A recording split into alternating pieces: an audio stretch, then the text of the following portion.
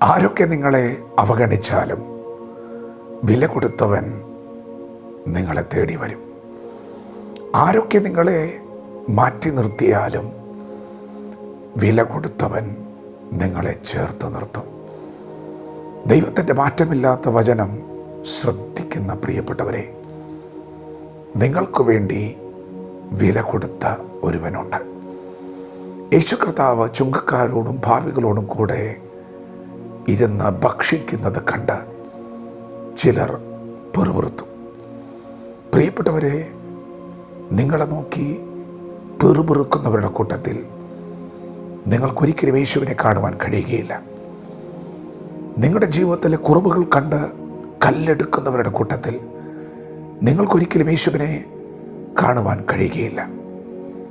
യേശു ഈ ഭൂമിയിൽ വന്നത് നമ്മെ വിധിക്കുവാനല്ല. യേശു ഈ ഭൂമിയിൽ വന്നത് നമ്മുടെ കുറവ് കണ്ട് നമ്മെ കുറ്റം വിധിക്കുവാനോ മാറ്റി നിർത്തുവാനോ അല്ല. യേശു ഈ ഭൂമിയിൽ വന്നത് നമ്മെ കല്ലെറിയാനല്ല. അവൻ വന്നത് നമ്മെ ചേർത്ത് നിർത്താനാണ്. അവൻ വന്നത് ഉടഞ്ഞു പോയതിനെ കരങ്ങളിലെടുത്ത് പണിയാനാണ്. അതെ, ഇന്ന് പകൽ അവൻ നിങ്ങളെ പണിയുന്ന പകലാണ്.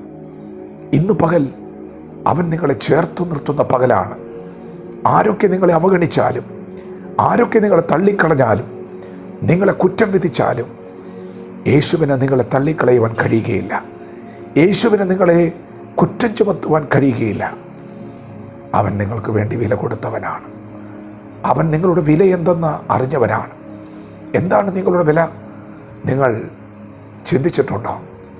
പ്രിയപ്പെട്ടവരെ, ഒരു മനുഷ്യൻ്റെ ആത്മാവിൻ്റെ വില മുഴു ലോകത്തെക്കാളും വലിയതാണ്. പിതാവായ ദൈവം തൻ്റെ ഏകജാതനായ പുത്രനെ നിങ്ങൾക്ക് തരാൻ മനസ്സായെങ്കിൽ പുത്രന് തുല്യമായി നിങ്ങളെ സ്നേഹിക്കുന്നില്ലേ? അതേ പ്രിയപ്പെട്ടവരെ, അവൻ നിങ്ങളെ തള്ളിക്കളയുകയില്ല. യേശു കർത്താവ് പെറുപിറുത്തവരോട് പറഞ്ഞു, നിങ്ങൾക്ക് 100 ആടുണ്ടെന്നിരിക്കട്ടെ, അതിലൊന്ന് കാണാതെ പോയാൽ നിങ്ങൾ ആ 99 അവിടെ വിട്ടേച്ച് ആ ഒരാടിനെ കണ്ടെത്തും വരെ തേടി നടക്കാതിരിക്കുമോ? പ്രിയപ്പെട്ടവരെ, അത് നിങ്ങളുടേതാണെങ്കിൽ, അത് നിങ്ങളുടെ സ്വന്തമാണെങ്കിൽ നിങ്ങളതിനെ കണ്ടെത്തിയിരിക്കും. അതെ, യേശു നിങ്ങളെ കണ്ടെത്തും.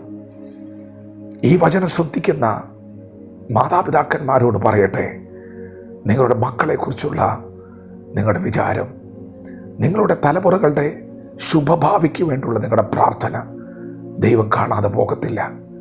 നിങ്ങൾ നിങ്ങളുടെ മക്കളെക്കുറിച്ച് വിചാരപ്പെടുന്നതിനേക്കാൾ അധികമായി നിങ്ങളുടെ മക്കളെ സ്നേഹിക്കുന്നൊരു ദൈവമുണ്ട്.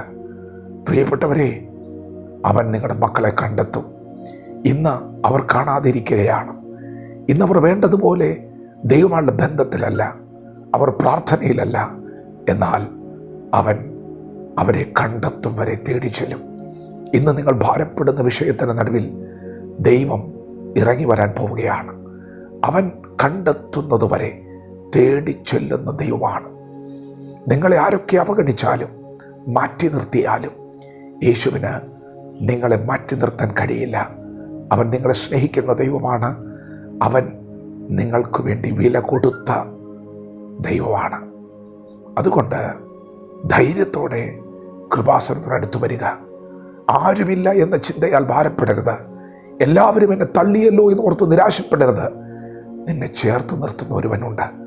നിനക്ക് വേണ്ടി വില കൊടുത്ത ഒരുവനുണ്ട്. നിന്നെ മനസ്സിലാക്കുന്ന ഒരുവനുണ്ട്. മറ്റാരേക്കാളും അധികമായി നിന്നെ സ്നേഹിക്കുന്ന ഒരുവനുണ്ട്.